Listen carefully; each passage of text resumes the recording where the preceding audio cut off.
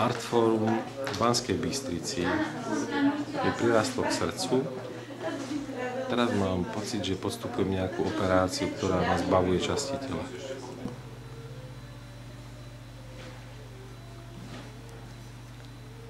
Čo ja viem? Či sa to Alebo takto dá povedať? takže pravidelných? Pravidelných, áno. Kto to boli? Čo to boli za ľudia? Myslím si, že veľa zákazníkov sme tu mali takých, s ktorými sme ako veľa rozprávali, že ti taký úsmev vyvolalo, keď prišli a mali, čo ja viem, ako boli, že takí naši.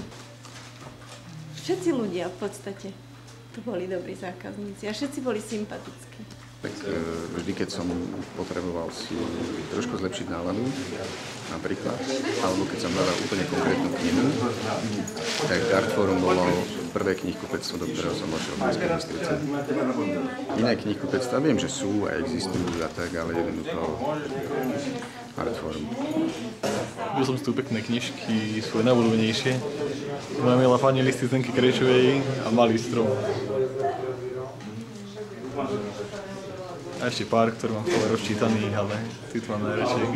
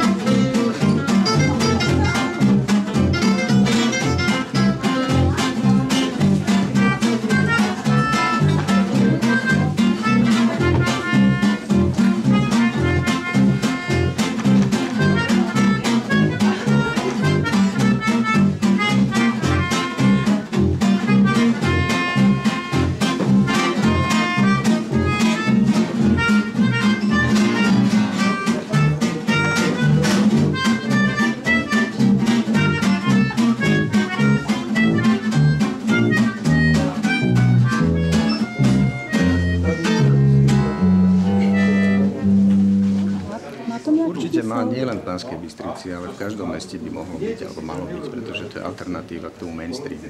Aspoň ja som to tak vnímal, pretože tie knižky, ktoré boli tu, som zväčša nenašiel v iných knihkupectvách a naopak. A ak človek nechce konzumovať naozaj ten lacný mainstream, tak jednoducho potrebuje mať alternatívu a potrebuje mať Artforum. Myslím si, že mi to nedochádza teraz, tak posledné dni sa mi zdá, že je to taká škoda.